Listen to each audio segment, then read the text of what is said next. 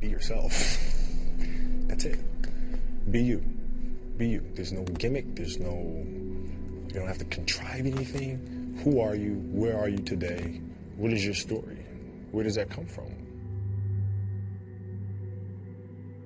The most important thing is you must put everybody on notice that you're here and you're for real. I'm not a player that's just going to come and go. I'm not a player that's going to make an all-star team one time, two times. I'm here to be an all-time great. Hello, Duke fans, and welcome to emergency episode 186 of the Duke Basketball Report podcast. You might notice that we recorded, this is now the second episode that we've released today. Not sure that we've ever had a day like that before in the history of this show. It's because right after we released episode 185, the news came out that Kobe Bryant, a longtime NBA star, had died in a helicopter crash. The three of us are still sort of processing all this news, but we did want to react really quickly to it. A lot of the facts have not kind of come out yet, so we're not going to comment too much on the exact situation.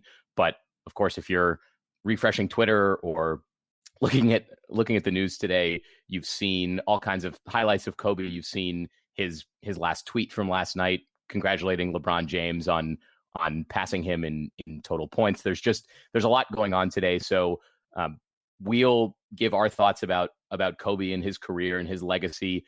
We want to start, though. We were able to get in touch really quickly with Director of Basketball Operations for Duke, Nolan Smith, to get his thoughts. So I'll hand it to Jason very quickly to intro that interview that we just wrapped up. Yeah, I was very fortunate. As soon as we heard this news, I think all of us spent 15 to 30 minutes beginning to try to process this. And I said, Kobe has connections to Duke. It's always been sort of said that if Kobe had to go to college, he would have gone to Duke, that he admired Coach K. And of course, he played on 2 Olympic teams with Coach K as the head coach. But I happen to have the phone numbers of some people connected to the program in my phone. And I said, you know what? One guy who I bet knew Kobe is Nolan Smith. And I reached out to Nolan, and we spoke to him just a couple of moments ago. Nolan, it was amazing. I texted him, and within 15 seconds, he said, yeah, I can hop on and talk about this, which kind of shows you there was no hesitation on his part. He wanted to talk about this. So here's the interview we just did a couple of moments ago with Nolan Smith about his connection to Kobe Bryant. So at this incredibly sad time, the Duke Basketball Report podcast is joined by someone who close connection to the Duke basketball program, someone who also knew Kobe Bryant very well, the Director of Basketball Operations, Nolan Smith, one of the greats in Duke history. And Nolan, tell me really quick how you heard this news and what it meant for you.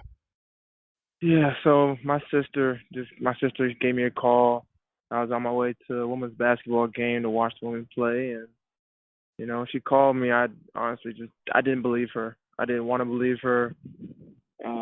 When she said it, my heart stopped for a quick second and almost believing her, but I was like, no, it's not true. So I carried on with going to watch the game, and as I sat there, my phone just started getting blown up. Calls were coming in. They're like, yo, Kobe passed. He was on a plane helicopter. He went down. I'm just like, no. So I left the game. I think it was halftime, and just it's still very hard to believe. Just an icon, a person, a player of Kobe's stature is gone at 41. It's hard to swallow right now. Hey, Nolan, just first of all, reflect for me for a moment about the times that you met Kobe. What were your interactions with him like? Oh, my interactions with him were exactly like very Kobe-like interactions. The first one, he's kind of walked past me. He's coming out of the locker room, and he just kind of smacked me on the butt and said, keep working hard. My rookie year. This was in L.A. Then the next time that we finally had a chance to sit down and stand and talk, it was post-game, and he's walking by. It's a funny story. I'll tell it forever. He was like saying stuff to some of the other guys on my team that were rookies. He was like, what's up, Rook? What's up, Rook? And then he got to me. He was like, what's up, Nolan? And it caught me off guard because he said my name instead of Rook. And so then we engaged in conversation. And he just talked about all his love for Coach K and his love for Duke basketball. He told me how he watched me my whole career and how he liked my demeanor. And from there, we exchanged numbers, just kind of became friends. You know, we didn't talk all the time or anything like that. We weren't best friends, but he was somebody that was always trying to mentor and just motivate young basketball players coming behind him to get the work ethic that he had. And I was able to see that and just take up so much knowledge from him while I was still playing. But I mean, that mentality goes deeper than just on the court. I mean, that mentality is off the court too. So I mean, he was an inspiration. Nolan, both you and Kobe Bryant are sons of great basketball players. What does that connection mean to you, and how does that kind of manifest in not just in your game, but sort of in the way that you interact with other players and other people within the game of basketball? Yeah, it meant a lot. You know, there's one guy, so he was just on the phone with him. It's Gerald Henderson, whose dad also played in the NBA.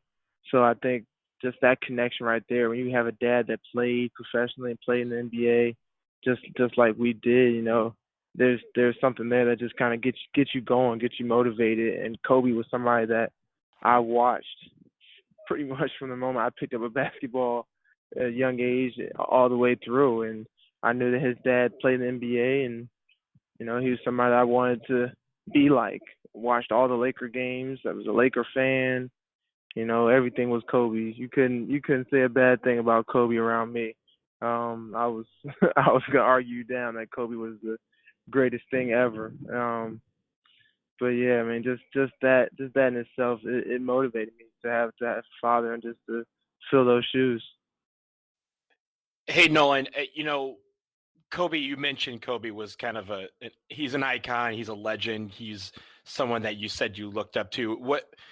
Obviously there's so much about Kobe's game that you could incorporate, but what were some of the things that you learned from Kobe, either by watching him or just through the times that you knew him? What did you learn from him, and how did that help your game evolve? I think the main thing that I took from him was just his work ethic. One story that I heard when I was a sophomore, I think I was young in my college year. Johnny Dawkins told me a story, and it was about the time that he worked him out, and he worked him out after like a 3-hour practice of USA basketball, and then later that night he went back and he said Kobe worked out for 2 hours and didn't drink water, and just he basically worked Coach Johnny Dawkins into the ground, and that he would do anything just to keep his edge, just to keep working hard, never be beaten. And just that, I mean, that term Mamba mentality, it really is a real thing. And when I heard that story, that story stuck with me, and it made me just work extremely hard, put the time in the gym. And you know, now as a coach, I get to tell the young kids same stories of how Kobe worked and how he put the time in. Hey, do you have a favorite Kobe Bryant moment? You know, like from watching, we're all fans. Yeah. Is there anything that sticks out in your mind? You're like, that was the ultimate Mamba moment. I'd probably say it came in Portland. When I was sitting in Portland, at the time I was sitting on the end of the bench, and he was, I think at this time it was early in the game, and somebody from our bench was like miss it when he went up for a shot, and he heard him. He turned around and he looked at them dead in their eyes, and he said, "Watch this." And from that moment on, I think he finished the game with like 38 points, and I don't think he missed like the rest of the game. But like, that's awesome. It was amazing. And I just sat there and I said to the guy, I was like, "You shouldn't have said anything." And he started laughing. He's like, "Yeah, I know, right?" Because you saw his eyes. You saw something change in his eyes that he was about to do something special.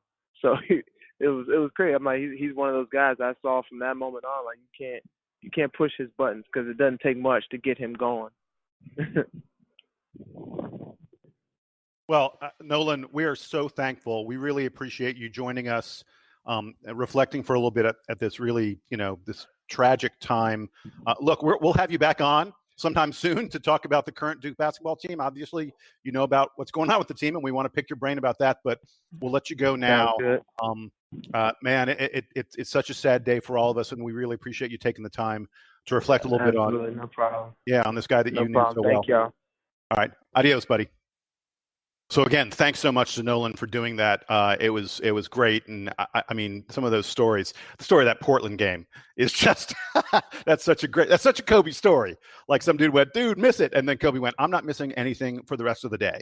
It's just Kobe Bryant was like the quintessential guy you don't piss off on the basketball court. You know, he took every slide. You know, I only sort of remember Michael Jordan's career. Michael Jordan was like just at the end of his really great run in '98 when I was sort of coming up as a basketball fan.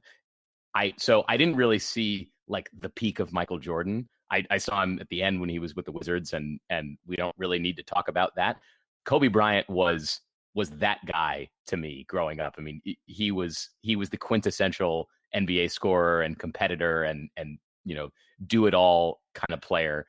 He wasn't the biggest player on the court. He was not the fastest player on the court, but he was absolutely the most tenacious. And like you said, Jason, a special thanks to Nolan Smith for you know, giving us the time on this tragic day. Not just, you know, for like you said, Kobe Bryant didn't go to Duke. He played for Coach K in the Olympics, but that was really his only connection. But we felt it like was so important to get on and talk about this because he had so much influence on basketball and on all of us watching. He was a member of the Lakers for 20 years, won 5 NBA championships, and was one of the greatest competitors I think that we ever saw.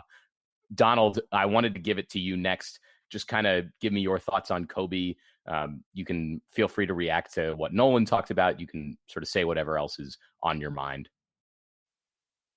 You know, and apologies, everyone. I think some of us are going to have some moments where we're trying to grasp at words because there really aren't any. It's a terrible, terrible day. I mean, I grew up a Pistons fan. I grew up hating the Lakers, and I still do. But you couldn't show anything but respect to the Mamba because he was this current generation. Like, he was MJ, he was Magic, he was Kareem, he was Bill Russell, he was everything to a lot of people. And watching him play, I mean, I've been fortunate enough to watch a lot of great basketball players play, and I've been fortunate to see Kobe Bryant lace him up for our national team and also for the Lakers. It's one of those things where you knew you were seeing greatness, and this whole thing kind of comes full circle in the sense that we remember the stories about how he was going to practices and how he was going to games was by this method that ultimately cost him his life today. And it's just unspeakable for him, for his family. There's a lot of wild reports out there. Like, you know, like Sam said, we're not going to speculate on what's happening because we honestly don't know at the time of this recording, but it doesn't matter. I mean, like, what happened? It doesn't. Yeah. It's one of those things where it's the game has lost a great player, one of the greatest of all time. When we debate 30 years from now about the greatest players to ever play the game, Kobe's name is going to be in that conversation. It is right now. It always will be. And people are going to remember what he brought to the Lakers, what he brought to basketball. I honestly am shocked that basketball is being played today. The Nuggets and Rockets are about to play right now, or just starting. And half of these guys are on the bench and on the court in tears. And it's unfathomable. It's one of those unspeakable things that you'll know exactly where you were when you heard the news. And this is going to be one of those days that lives with people for a long time. So I'm the old guy. So I remember Kobe's career probably better than either one of you. I remember the 1996 draft. And the Lakers traded Vlade Divac for the number 13 pick in that draft. I watched that draft, and I remember thinking at the time vividly. I remember. I mean, look, everyone was like, "What are you doing drafting a high school kid?" People were like, "This is crazy." He wasn't the first high schooler to be drafted. He was the first like high school guard. Like up until then, I think it had only been, you know, the year before we had Kevin Garnett, the 95 draft had Kevin Garnett. Yeah. And then before that, it was like every year there was one guy. But they weren't. In They weren't high '96, draft it picks, was yeah. it was Kobe. That was the high school guy. It wasn't a bunch of them.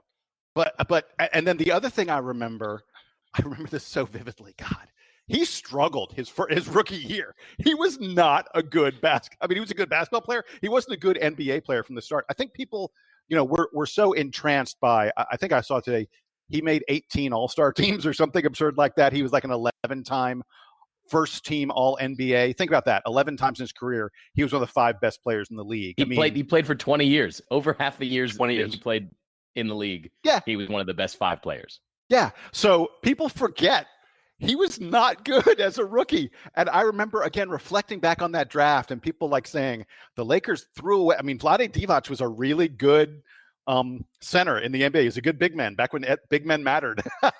Mm-hmm.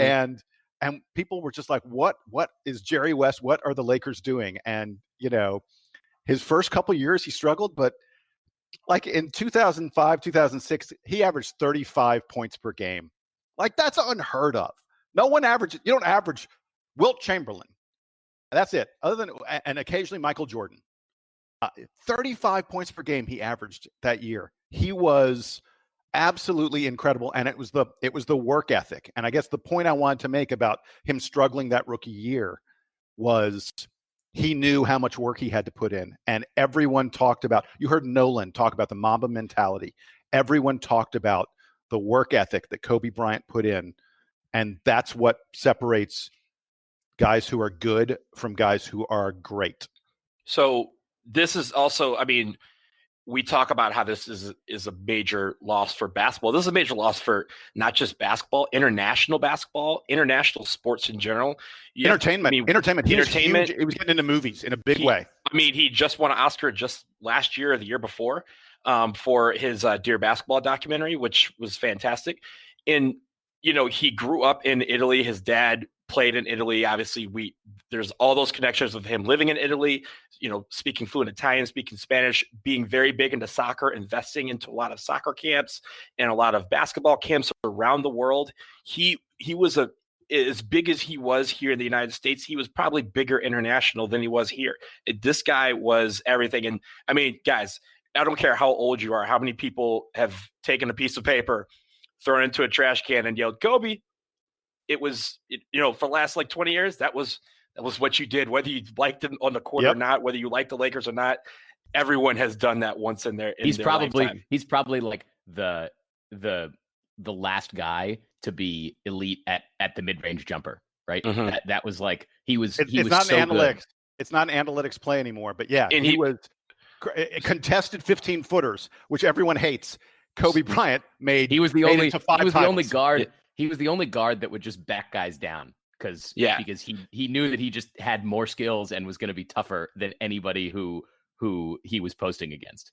So Jason, you mentioned the '96 draft and how you're the old guy and remember it, but I also remember it because I was entering high school when he was drafted. But his game was the game that most high school players were trying to do. They were trying to do that, he would do that pump fake from the 3-point line, dribble one step to the free throw line on the elbow and knock down a 15-footer. Next possession, he'd get the ball, like you said, back somebody down, do a turnaround fadeaway. And then when you're like, okay, he's going to come in the paint, he's going to try and drive, he figures out a way to cross you over and then dunk on you. And then the next possession, he'll shoot a 3 in your face. Like he literally would decide he was going to destroy you in any way and every way of the game that possible. And also, he was an elite defender as well for a lot of his career. He was all NBA defense team for a lot of his career. This guy really shaped he not shaped college basketball. He shaped all of basketball. I mean, a lot of college players now are looking at him as the MJ of their generation. And it's like MJ, I mean, he's gone. You talk about these guys that he has played with and that guys that have played against him, his name is going to be up there for the rest of eternity. And for unspeakable reasons, he's gone at age 41. So the only thing I would say is I'm going to be very keen to hear Coach K's post-game press conference on Tuesday when Duke plays Pittsburgh, because Coach K knew Kobe really well. K coached him on 2 Olympic. I'm 90%. Yeah, 2008 and 2012. Those are both Coach K teams, and Kobe was on those teams. And in fact, Did Coach K coach the 2007 FIBA Americas team? I think he may have. He did. Yeah. Yep. So he coached Kobe a lot. I'm going to be there are pictures. There are pictures of Kobe Bryant in the Schwartz-Butters Center. Like if you go into the into the Duke Hall in the era of back then when players were saying, "Hey, I just want to show up for the Olympics. I don't want to do the FIBA Americas. I don't want to do the World Cup of basketball or World Championships." He was that guy that was like, "Coach, sign me up for all these things. Sign up for training camp. Sign me up for the friendlies, exhibitions, whatever. I'm at your service when it comes to the national team." Yeah, so like I said, I'm dying to hear what Coach K is going to say. I'm sure he will have something to say about it, and I'm sure it will be a way more poignant reflection than any of us have been able to produce. Just a tragic, terrible day for basketball. And just to wrap it up, you guys both started to touch on it, but the impact that Kobe was having post-career in basketball and sports and entertainment, I think one of the worst parts of this whole thing is that we could see that he had great things ahead of him. And it's a shame for his fans all over the world that we're not going to get to see the full degree of that impact. We've been robbed of 20, 30, maybe 40 years of Kobe Bryant continuing to impact society. That's a crime. With that, we'll sign off. I'm sure we'll touch again on Kobe Bryant the next time the three of us get together on this show. You'll see coverage of this obviously everywhere. So for Donald Wine, for Jason Evans, I'm Sam Klein. This has been emergency episode 186 of the Duke Basketball Report podcast. Again, rest in peace to Kobe Bryant, the Black Mamba. We will talk to you again soon. You guys know that, if you do the work, you work hard enough, dreams come true. You know that. We all know that. But hopefully what you get from tonight is the understanding that those times when you get up early and you work hard, those times when you stay up late and you work hard, those times when you don't feel like working, you're too tired, you don't want to push yourself, but you do it anyway. That is actually the dream. That's the dream. It's not the destination, it's the journey. And if you guys can understand that, then what you'll see happen is that you won't accomplish your dreams. Your dreams won't come true. Something greater will. And if you guys can understand that, then I'm doing my job as a father. Thank you guys so much. I love you. And, Mamba out.